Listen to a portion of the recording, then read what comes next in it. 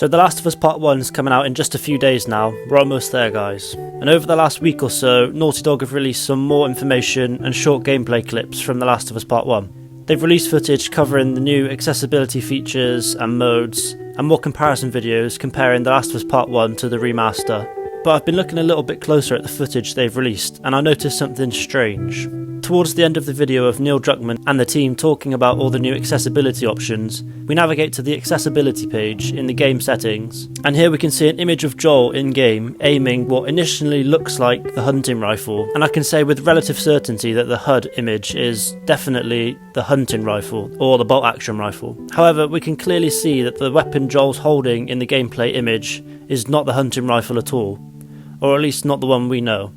What it actually looks like is some sort of repeater rifle, and it honestly looks like something you'd find in Red Dead Redemption. But linking this back to The Last of Us, we actually got to use a repeater like this in The Last of Us Factions from the original game, and it was called the Frontier Rifle. One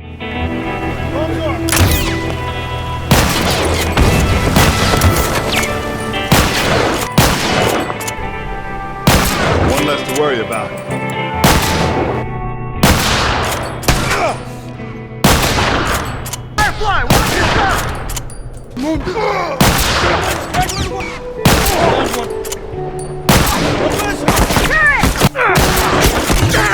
We also see a similar looking weapon in The Last of Us Part 2, as we see Dina using it throughout the story, and on my first playthrough of Part 2, I thought we'd get a chance to use it at some point, but we never did. So the question is, will we get to see and ultimately get to use this repeater rifle or the Frontier Rifle in The Last of Us Part 1? We won't know for sure until the game releases this week, but I'm hoping we do get a few new surprise weapons added into the game. Based on us seeing the repeater in this screenshot which featured in The Last of Us Factions in the original game, here are a few suggestions of what weapons we could potentially see in The Last of Us Part 1. So these are all just taken from The Last of Us Factions, and I'm just basing this on the fact that we can see the Frontier Rifle in this screenshot. It might not mean anything ultimately, but we can speculate for now. So first up is the tactical shotgun.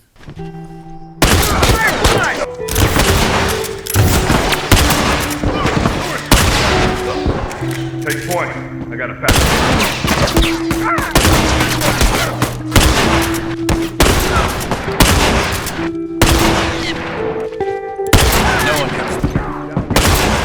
In the story we get a regular pump shotgun, but in the multiplayer we have the option of a more modern tactical option. This would be a great addition to the story in my opinion, and maybe a realistic way we could find it is on the body of a dead soldier. Next up is a semi-auto rifle.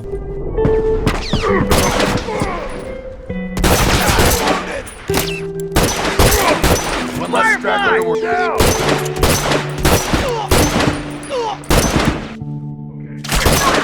Down one!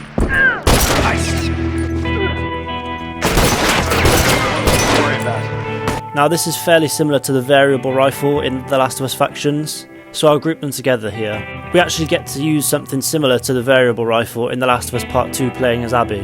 Having this would be a nice alternative to the hunting rifle or the bolt-action rifle, although I still think it would be superior to the variable rifle. And finally we have the burst submachine gun. Target down. Again, we get the chance to play with something similar in The Last of Us Part 2.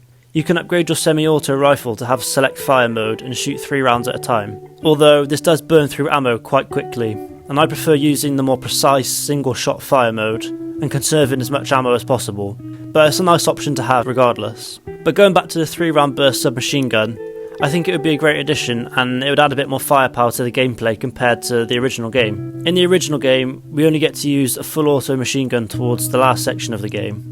But I guess this could be seen as a good thing, as we'd probably feel a little bit too overpowered if we had the option of a burst or full auto machine gun the entire game. So yeah, that's just a few options of guns we could potentially see in The Last of Us Part 1, just basing it off this screenshot from Naughty Dog and the other guns we saw in Factions. I think it'd be really cool to see some surprise additions in there that we didn't see in the original game, and it would definitely add a bit more weight to the $70 price of the game.